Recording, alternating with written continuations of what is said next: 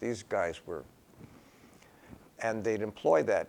Try and stab through a butcher block. You couldn't put spears through it. You couldn't put swords through it. This is their armor plating. So this guy shows up, and he's obviously got a physical deformity. He's got, and I don't mean to be demeaning, he's got a hunchback. And he's got his shield. I don't know how he survived infanticide. And he's got this kind of scarlet cape, which is the uniform of their soldiers. And he tells Leonidas, he says, who's the king of the, he says, I want to fight for Greece. And Leonidas said one thing. He says, lift up your shield. And because of his malformed back, this is as far up, and he says, you can't fight for Greece. Well, later on, that discourages him. He goes and makes a deal with the Persians, and that's what causes their demise. Otherwise, they wouldn't have lost the battle. Now, why is that important? You see, you have a 3-foot shield made out of a 1/4-inch thick bronze and this wood block, and you would line up in a row, and the first row, you could get down behind this, and every one overlaps the other, and then the next row, and they overlap, and then the next row all the way to the back, and then the back, and what it becomes is a mobile tank. The Romans did that too. If you watch Roman movies, they've learned the same technique. Well, this fella couldn't do that, and because of that, there was a chink in the armor, and when you begin to break it down, everything can break apart after that, so he told me to go home. In other words, Greeks don't think like we do in many regards. We're self-made, Marlboro men, Virginia Slim, do your own thing, baby. Not in Grecian culture. You all moved in the same direction together, lockstep. Not that you were robots, but they had a purpose. Remember we talked about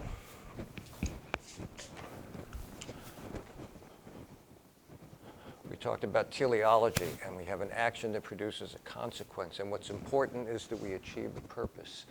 Whatever action is necessary, it must be designed to achieve the consequence. If you can't be part of the armor, then you ruin the whole point of being an armored little vessel. And so he was excluded. But Greek life is like this. Ours is much different.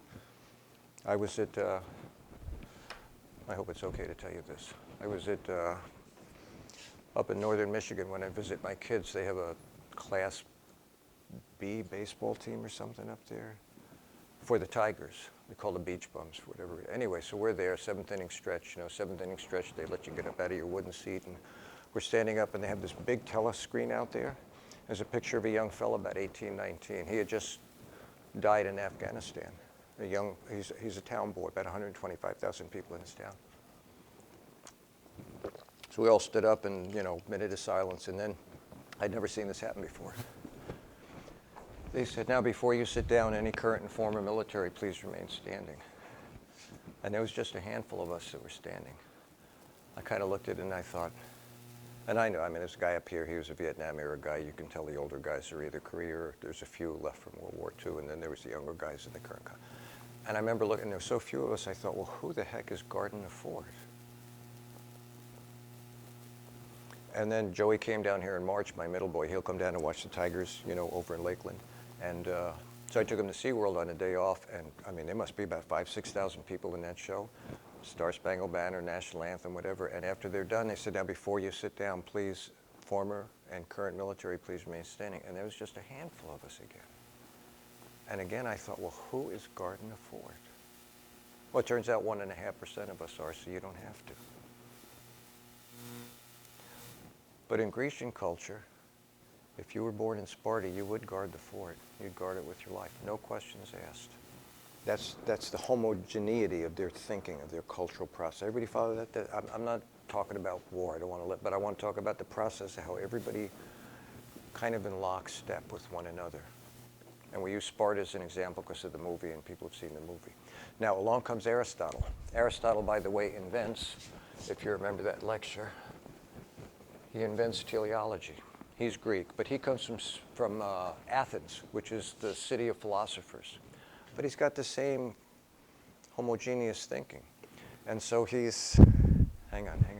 And so he's deciding, okay, so how can I improve Grecian life? And he comes up with a Greek phrase. You'll see this on your exam. It's called eudaimonia. You don't have to say it, but just so you see that word, you'll know that this has to do with what he calls the good life. So eudaimonia, means four things: the happy life, the good life, the life of what he calls the golden mean, or the life of moderation. Now, mean is a mathematical term. For Aristotle, he's a mathematician too. So if I took this line and said, what's the mean between two endpoints? The mean means the exact middle, which leads me to this word picture. I would copy this down. I'm going to fill in the gaps. This ought to help you get everything right on your quiz.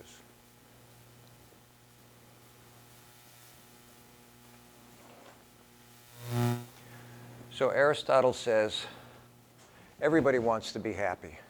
Everybody wants to live the good life.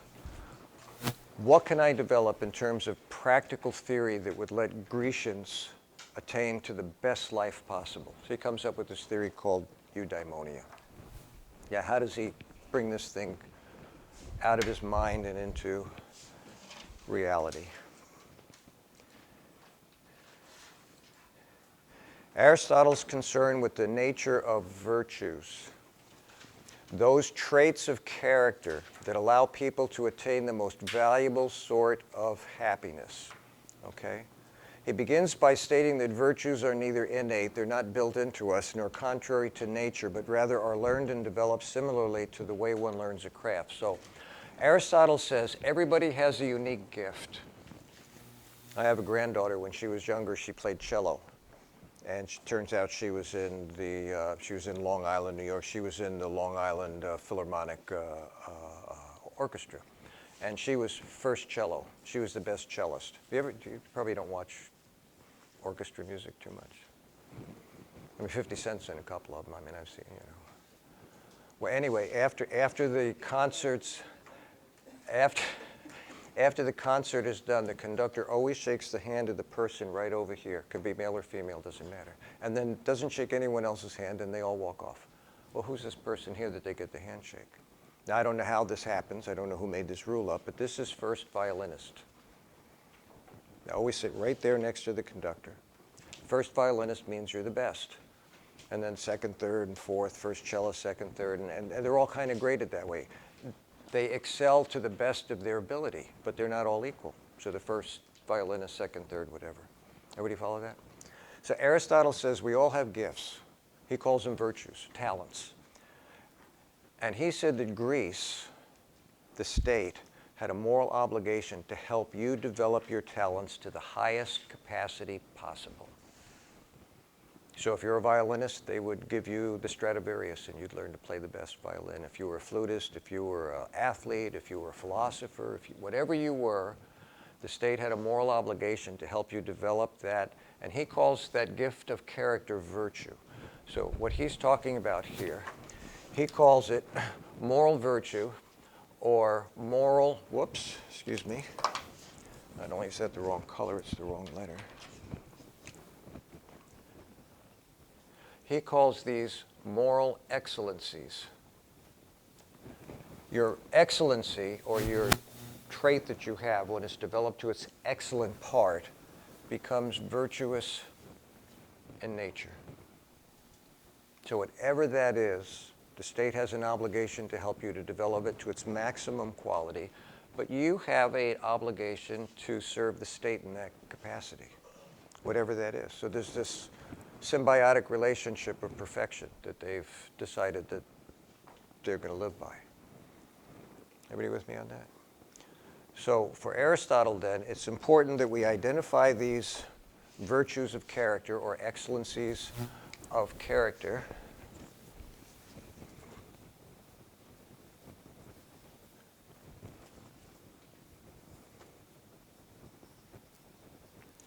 And help the individual to develop those to their maximum capacity. And that maximum capacity he calls moral virtue, living a virtuous life, a morally virtuous life to its highest capacity.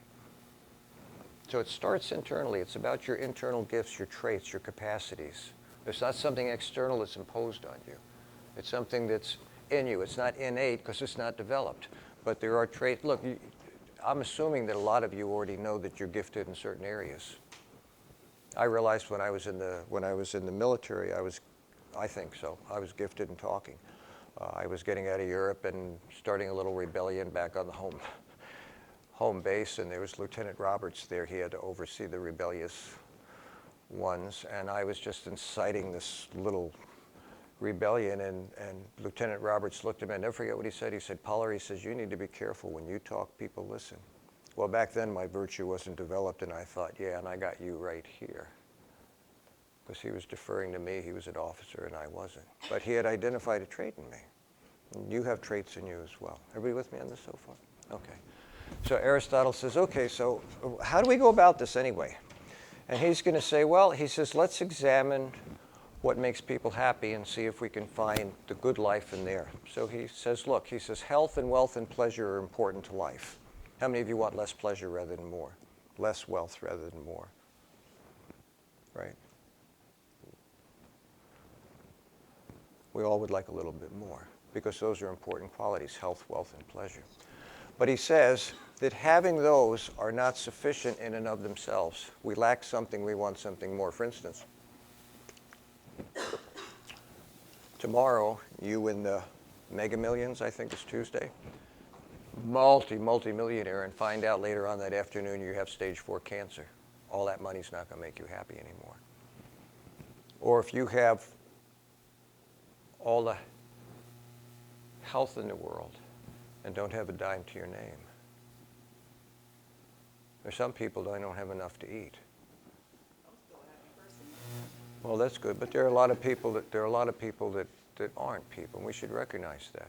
1 out of every 6 children goes to bed malnourished in this country, the breadbasket of the world. And I'm not being condemning, I'm not saying that, I'm just saying we can have these things, but they don't necessarily make us happy, so we don't want anything else. If one of them is lacking or 2 of them are lacking, we usually want something else to go along with it. He says anything that's a supreme good should be good in and of itself. We don't want anything else. So he says health and wealth and pleasure, while they're important, they're not the very best. So he says, well, how do we go about and find out what the good life is? What is it about life would make it worth living virtuously?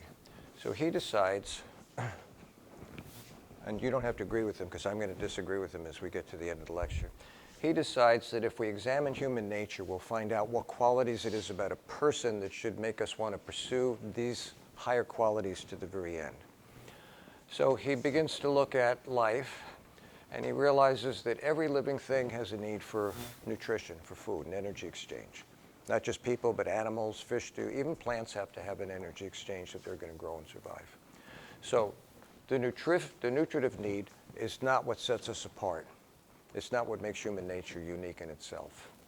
So then he says, well, he says everything that lives has a sentient need or a feeling need. Tie the tails of 2 cats together, not going to be happy. Kick the dog down the street, it's not going to be happy. Even plants have feelings, people. No, really, plants have feelings. Plants have feelings. Do they have sunflowers down here? You ever see sunflowers? You know, the sun comes up in the morning and they go. And they follow the sun across this, and then the sun goes down and they go. And then the sun comes up the next morning and they go. And they follow the sun across the sky until it's nighttime. No, really.